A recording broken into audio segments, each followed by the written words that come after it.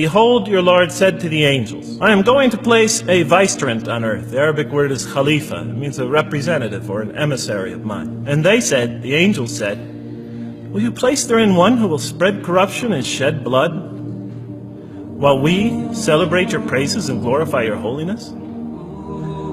And God said, He said, "Truly I know what you do not know." See, that's the verse that hooked me. That's the verse that caught my attention. That's the one that kept on making me read the story again and again and again. Because listen to the way it begins. "Behold, your Lord said to the angels, I am going to place a representative of mine on earth, a vicegerent of mine, an emissary, one who acts on my behalf." I thought, that's not the way it goes. You're not supposed to be placing man on earth in some positive role. You place man on earth as a punishment for his sin. Clearly, I knew the author didn't quite get the point. But still, it was an amazing line. But then I come to the next line, and it says, "And the angels say, will you place therein one who will spread corruption and shed blood, while we celebrate your praises and glorify you?" I looked at it again. I couldn't believe the question. I looked at that and I said, exactly. That would be my question. Why would you create this being, supposedly for some positive role, when he's capable of doing tremendous wrongdoing? When he could spread corruption and shed much blood? Why would you create this violent and pernicious creature when you could create angels? As the angels clearly say, Well, we, the angels, celebrate your praises and glorify you. They're asking one of the most fundamental questions in the entire history of religion.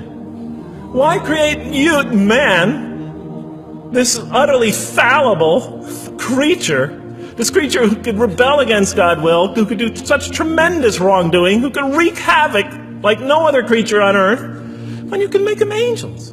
That whole question, everything that I ever thought, everything that I ever experienced, everything that I ever knew was in that question. It was as if the author took my life and wanted to pick out exactly the right question to humiliate me, to provoke me, to anger me. Why create man, this most destructive and violent creature, when you could make them angels? And then look at the answer. And he said, God said, "Truly I know what you do not know." You know, in modern parlance, we would say, "I know exactly what I'm doing." I read that and said, what? You know what you do not know? You know exactly what you're doing? Well, please inform me. Tell me what you're doing. You can't just get off that easy. You can't just tell me you know exactly what you're doing. Not after what I've been through. Not after you made me this way. And then I realized, of course, I was arguing with a God I didn't even believe in. And that would happen several times as I read through the Quran. And sometimes I would just get into so agitated by what I read, I'd start arguing with this voice that I'm reading before me, that's calling to me.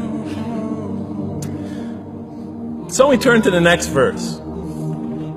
It turns out that the Quran just doesn't dismiss the question. It starts to answer it a little bit. And in the next verse it says, "And he taught Adam," God taught Adam, "the names of all things. And then he placed them before the angels and said, tell me their names if you are right." So this verse is clearly referring to the previous one. But notice what it says. "And he taught Adam the names of all things." So here we see Adam is not only just a creature who knows how to name things, who's acquiring the gift of language, but he's also a learning creature. God is teaching him.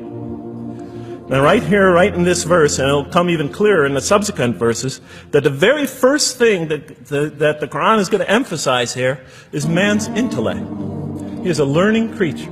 He is taught. And what is he taught? What is one of the great intellectual gifts he's given in response to the angel's question? The gift of language.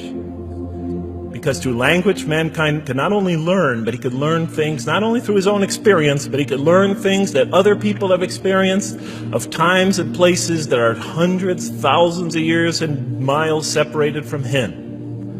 And so that all our knowledge becomes cumulative. Every generation learning from the generation before it. I'm learning today from authors I read from other sides of the world that may have existed 2,000 years ago. And so we all contribute to our collective learning and knowledge. And so what I'll see later in the Quran, And the Quran will emphasize this again and again and again. Like in one verse it says, read in the name of your Lord who created a man out of a tiny creature that clings. Read, it commands the reader. For your Lord is most bountiful. Why is he most bountiful? What great gift did he give you? For he taught man the use of the pen, and through it taught him what he otherwise could not know. And he taught Adam the names of all things. And then he placed them before the angels and said, tell me their names if you are right. Okay, you have this objection you have this natural question about this creation of mankind. Here, this mankind is this human being, this human creature is a learning creature. He has many intellectual gifts. Here, I'm going to place these things before you. Tell me their names if you are right about man. And what did the angel say? Glory to you. We have no knowledge except what you have taught us. In truth, it is you who are knowing, the wise. They say this task, this intellectual test that's put before them is beyond their grasp. And so in the next verse we read, and he said, oh Adam, tell them their names. And when he had told them their names, notice how it's just like it's nothing for him. For mankind, he has this phenomenal ability. And that's clearly the point of these verses.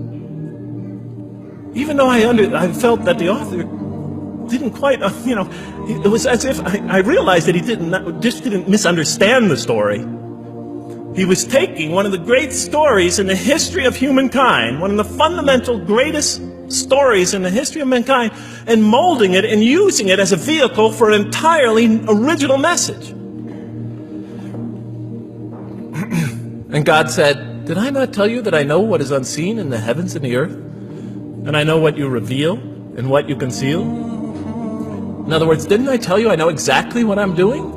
I looked at that. What question what did they reveal and what did they conceal? Why are you all looking at me like that? You're starting to scare me. You're all looking very serious. Am I losing you? Wow. Okay. So, they revealed the sinister and evil propensities of man.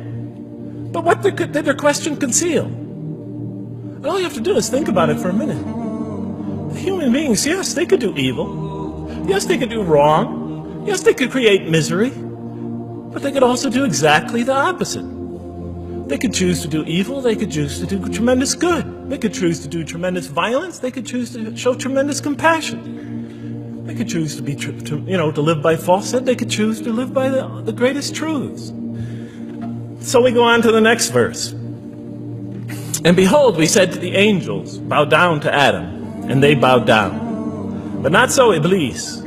Iblis is like the father of Satan. He refused and was arrogant. He was of those who reject faith. An interesting statement. And notice why Iblis does not bow down. He refuses because he was arrogant. You know, we often hear what's the root of all evil? In the West, it's always money, greed, etc. Here the Quran says seems to be saying that the root of all evil is not always material wants. It's not always money, it's not always greed. At the heart of evil is arrogance. Putting yourself above all others. Of assigning to yourself special priority and neglecting the rights of others. O Adam, dwell you and your spouse in the garden, and eat freely thereof what you wish. But come not near this tree, for you will be among the wrongdoers. Then they make the mistake. But Satan caused them to slip and expelled them from the state in which they were. And we said, go all you down, some of you being enemies of others, will be adversaries of others. Some of you will be adversaries of each other, and on earth will be your dwelling place and provision for a time. Let's go back from where we started. First, mankind is being taught. We see he's an intellectual being. Then we show he's a moral being. Moral being means he's a being that's going to have to make choices. And then God gives him this choice. It's not a huge deal. It's not the gravest sin in the history of humanity by any means. It's minor by any standards. They make it, though. We see that God originally intended to put man on earth as his vicegerent. When does God finally put him on earth? What signals that he's ready to begin? He makes his first independent choice. It's not the worst deed in the history of humanity. It's minor on anybody's scale. But it shows that mankind is ready to act on his own.